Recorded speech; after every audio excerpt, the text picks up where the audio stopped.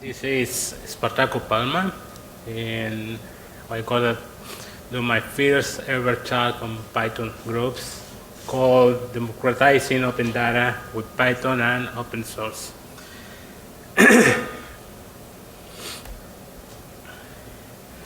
A little bit about me. I born in Mexico, now living on San Francisco. I came by just today and go out tomorrow.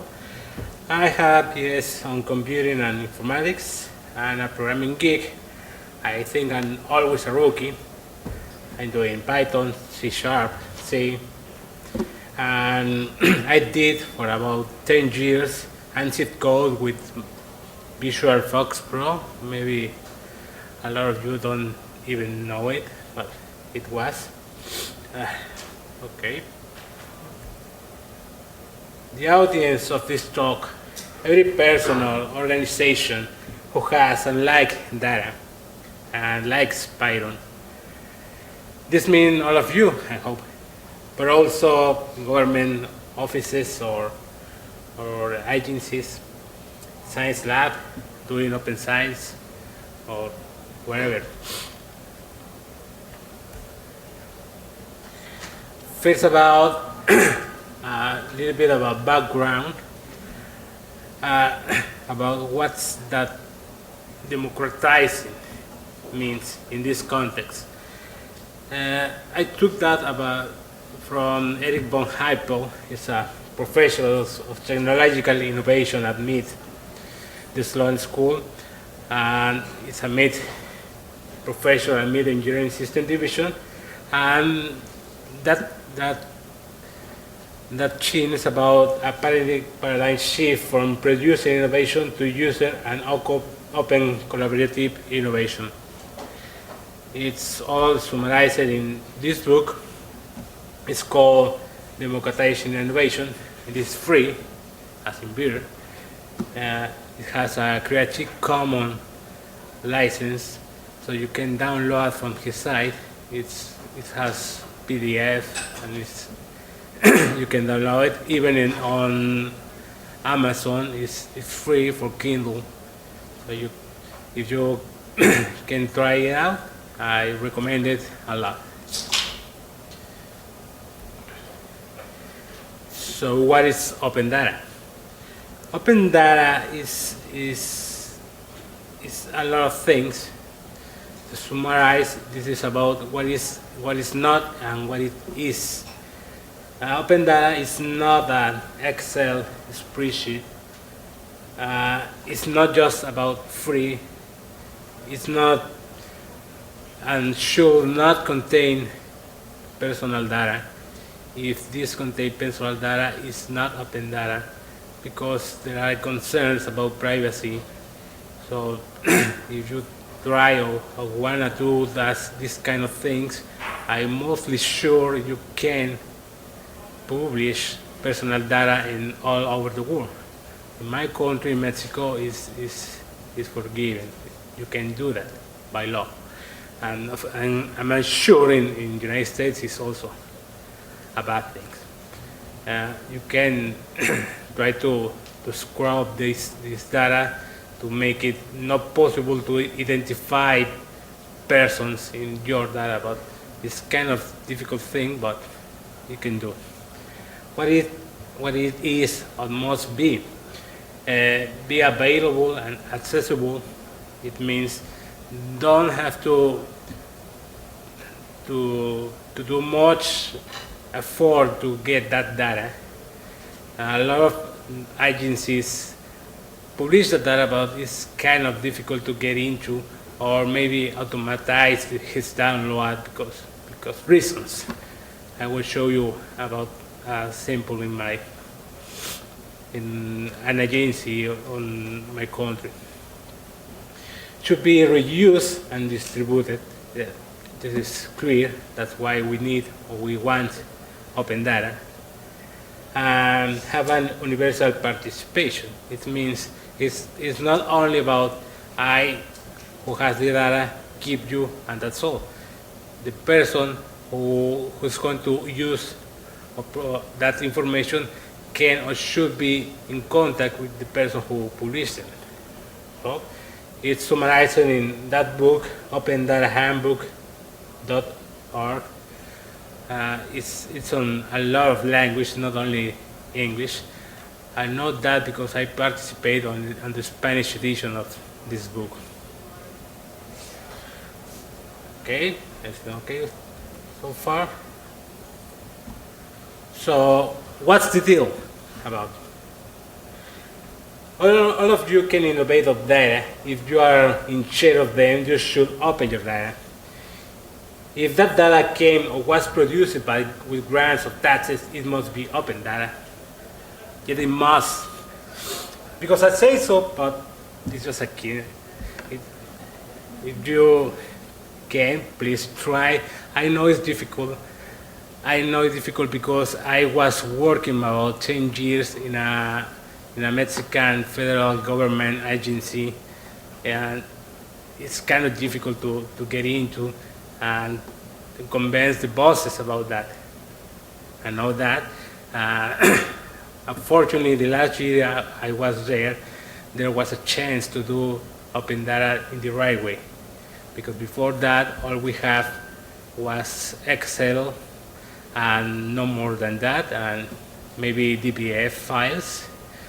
That's all.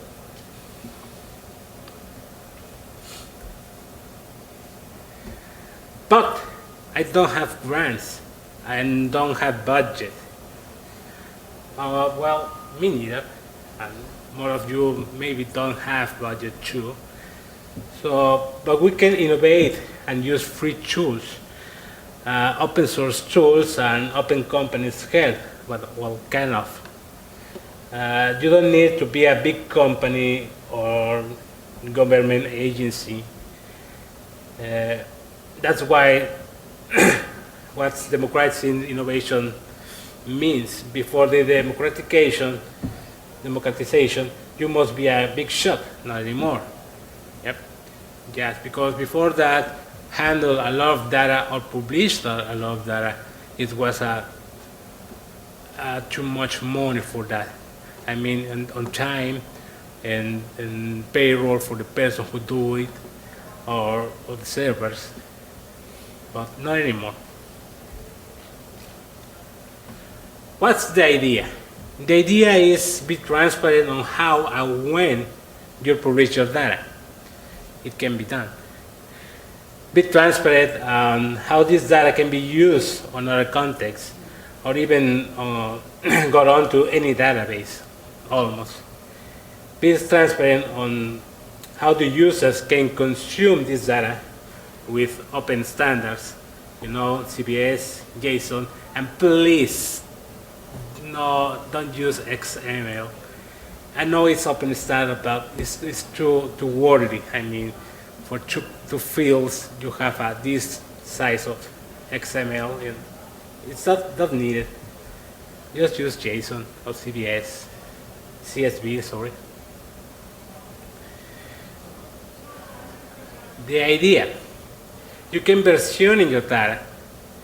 Yes, really, well, almost any kind.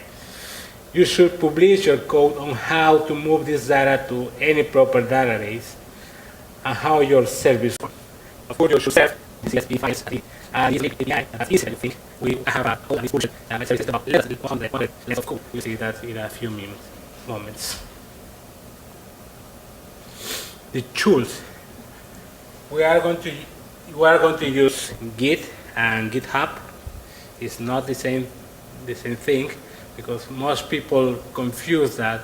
Most people think the GitHub is the same like Git. Git is the tool, GitHub is the service. We could use Python package like CBS, like Flask and Friends, and SQL Alchemy. We can use command line tools like icomp, DOS2 Unix, and SaaS services like OpenShift, Heroku, and even Microsoft Azure.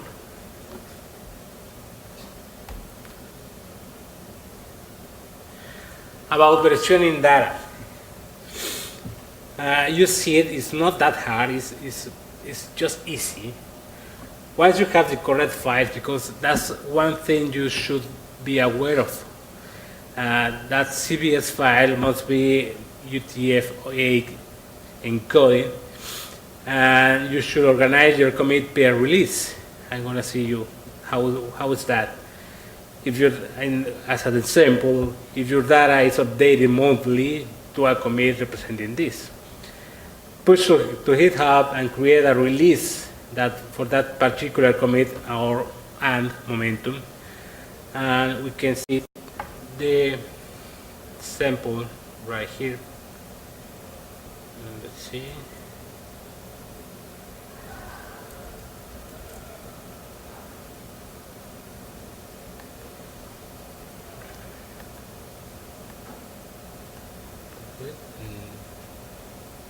You can see it.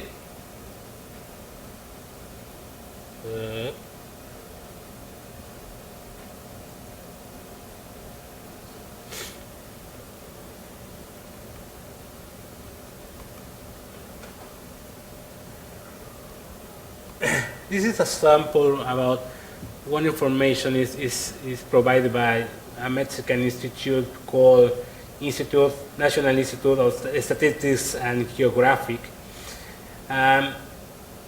We can see here about the accessibility of information. These guys are awesome. I know them because I work with them so close, but it's not that good how they publish his data. It's open almost, but to download his file, you should select the month, year, and then say search, and you have some kind of browsing, and then you must download, and then you should choose your kind of file, a DBF, a CSV, a text in a DOS, and then download. In this process button is the download. You see, it's open, it's there, it's almost complete. It doesn't have UTF-8 encoding, but it's okay, you can convert. But there's a lot of steps to do that data. This should be like that. And one issue about this is sometimes with no reasons, your download is not working. Why? I don't know. It's hardware stuff, or maybe.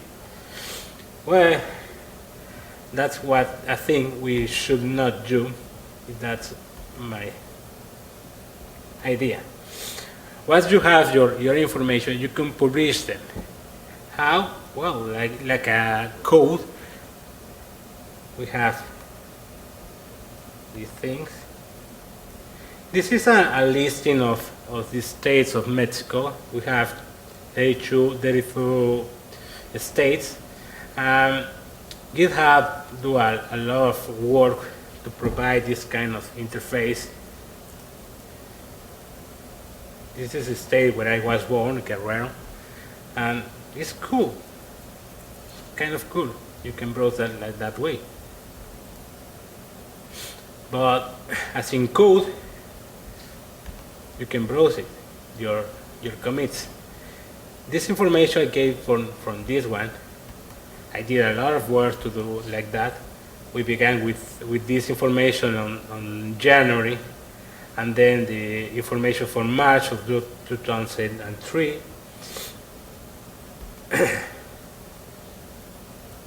As you can see, the change between one information in this file is just a little bit. It's called Veracruz-Llave, and then it's called Veracruz de Ignacio de la Llave. Is the only change. So this would be pretty massive to use for It's what? this would be really useful when you're cleaning My wish? data. Like when you're cleaning data. No, I didn't clean. No, I'm not saying like you use this to clean data, but like let's say you have like your original download and then Yeah, after. This is after I clean. Yeah. This is the second change. It's called Querétaro de Arteaga, and then in the next published it was Querétaro Arteaga. This has some kind of different. In some time in the history, they produce 8 new registries, and then in the next one they took it off. So it's transparent. It's transparent about how the data changing over time. Yep. This is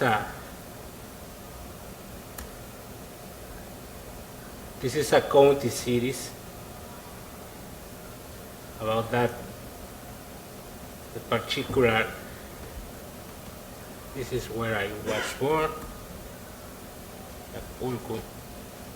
It's kind of cute.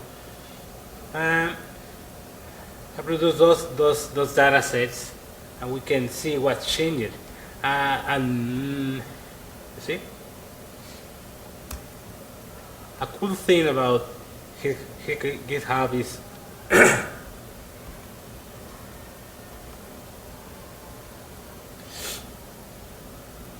you can do release of this data in a momentum, as I told you. I did 6 releases like this, and these releases is tied to a particular commit and a particular tag. So in May 2003, I did a release on January, February, March, and you can download like this. That's it. But that's not enough. We can do more than that, right? And you must create data. Not all data is okay to be open data thing.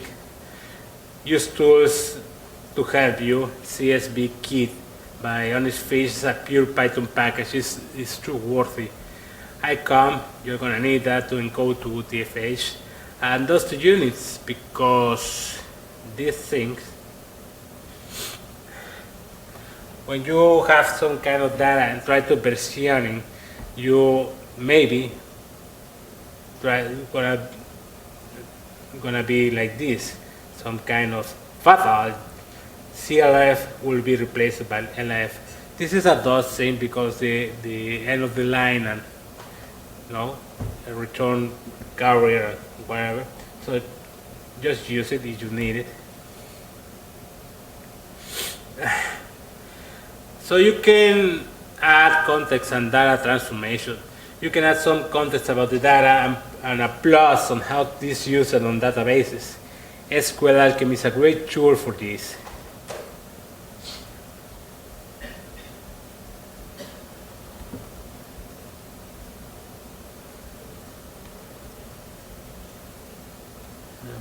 That's data. Scripts. I did some scripts about that. This is a business information. It's used by SQL Alchemy to describe my entities, how I want the databases to be in. And produce some scripts to do that. And based on this, you can change your drape name. In this situation, I'm going to use SQLite, but you can do MySQL, Postgres, or whatever the Microsoft SQL Server, whatever the database is. So let's see, and it's published. So you can put that together in this context. You have the GitHub data in a repository. You have the scripts to transform this data to any kind of databases, proper databases, because CSV is not a database, and do a Flask application to provide this data. I already did that, and we have no more time to show it up, but you could finish with that.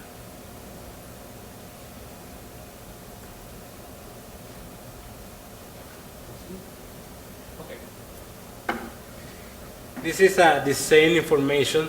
This is the states of Mexico. And you can see the city counties like this. Kind of cool, but it's not complete. Why? Because if anyone wants to download this data, he must scrap. So that's not the thing. You should provide also an API. And it's kind of easy, as I told you.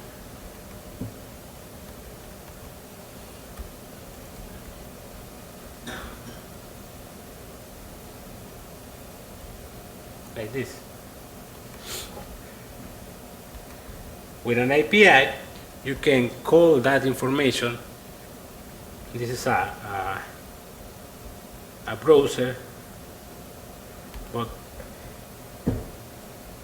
any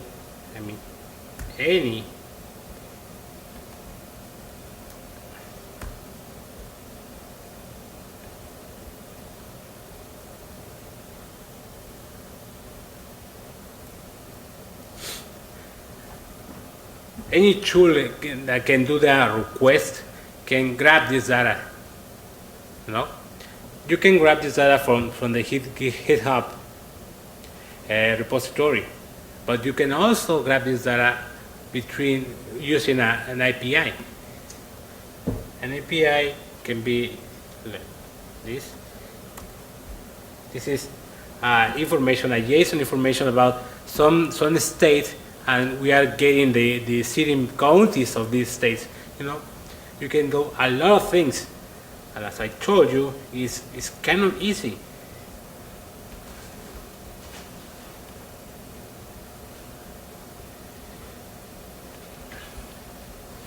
This is the script. It's a bash script who download the scripts itself and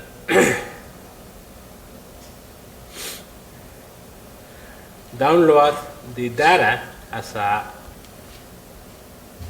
wget and run the same script that I showed you before, as in Python script, and get into the database. The program is all of this. It's about 37 lines of codes. The API is this. We provide endpoints, and that's all. The API itself is a mapping of the fields using a simple query, entity query get, and entity municipios is the city counties, and that's all. So all the Python codes is less than 100 lines of code, and can be personalized. Conclusion: you can innovate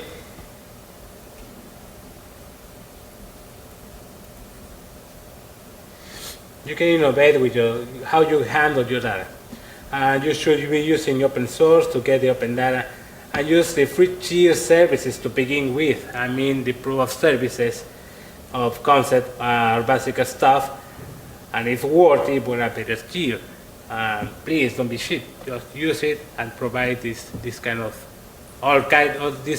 information, and the scripts and all the information you can give to the person who will use these open data sets. So that's all. We have no time. If you have questions, maybe you can go in outside. Thank you.